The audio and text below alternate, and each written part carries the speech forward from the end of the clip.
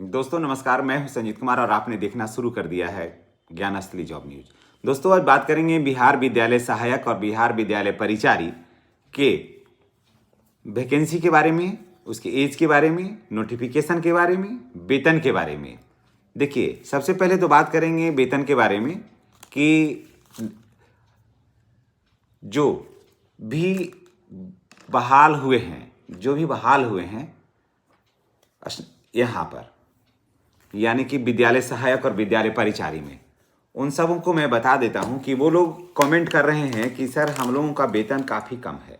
मैं आप उन लोगों को पहले बता देता हूं, उसके बाद फिर वैकेंसी पर आता हूं कि बिहार विद्यालय सहायक और बिहार विद्यालय परिचारी, समझ गए, ये जो वैकेंसियाँ हैं, बिहार विद्यालय सहायक और बिहार विद्यालय परिचारी की जो वैकेंसियाँ हैं, तो इसमें जिनकी नियुक्ति हुई है ना, वो 2020 का है, वो 2020 की वैकेंसी है, 2020 का है, समझ गए। तो 2020 में जो नियमावली था ना, उसमें 16,500 रुपया ही था। 2020 में जो वैकेंसी थी उसमें 16,500 रुपया ही था, समझ गए, और 500 रुपया का वार्षिक इंक्रीजमेंट था।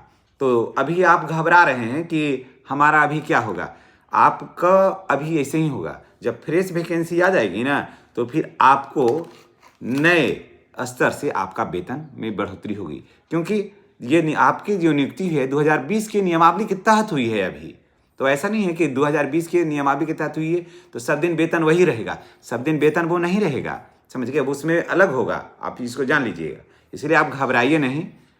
कमेंट कर रहे थे कि सर बाल बच्चेदार हैं, हम लोगों को 16,000 रुपया में क्या होगा, और इतने दिनों के बाद नौकरी हुई है, नौकरी भी ज़्यादा नहीं है, योगदान किए हैं, और उसके बाद 8 साल 10 साल 12 साल, किन्हीं को 15 साल मुश्किल से नौकरी बची है, तो कैसे होगा। तो आप घबराइए नहीं। और नियमावली जब 2026 आने ही वाला है ना, तो उसमें आपका वेतन जो है ना वो 30,000 प्लस होगा, कम से कम भी, तो समझ गए, क्योंकि आप राज्यकर्मी हैं, आपको 30,000 प्लस होगा। और उसके बाद फिर 8वें वेतन का लाभ मिलेगा आपको, तो आपको वेतन अच्छा खासा हो जाएगा, 40,000 रुपये तक भी जाएगा, तो इसमें कोई अतिशयोक्ति नहीं होगा। फिर इस पर DA होगा, HR होगा, मेडिकल होगा, बहुत चीज़ में बढ़ोतरी होगा।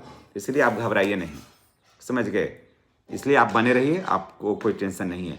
अब चलिए बात करते हैं कि बहुत सारे बच्चे कमेंट कर रहे थे, बहुत सारे साथी कमेंट कर रहे थे कि सर एज क्या बढ़ेगा। तो मैं आपको बता दे रहा हूँ कि एज नेक्स्ट वैकेंसी में आपको 18 साल से लेकर के, अगर जनरल में है तो आपको 37 वर्ष ही रहने का अनुमान है, समझ गए, जनरल और EWS को 37 वर्ष।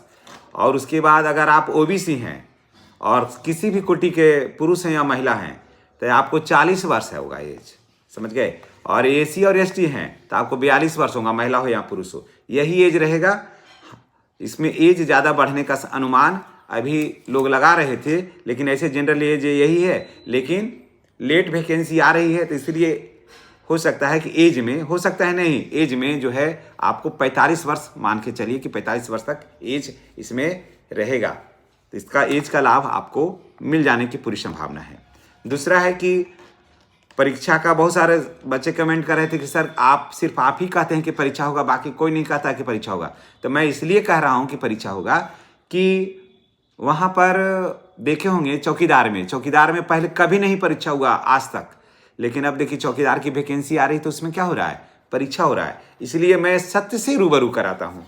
बहुत सारे बच्चे कमेंट करते हैं कि सर अब आप ऐसा बनाते हैं कि जिसमें परीक्षा के बारे में बताते हैं, तो मैं इसलिए बताता हूँ ना कि इसके बारे में आप जान लीजिए। हो सकता है कि परीक्षा हो जाए, ना हो जाए तो अच्छी बात है, लेकिन एक संभावना से इनकार नहीं किया जा सकता है, परीक्षा हो भी सकता है, समझ गए।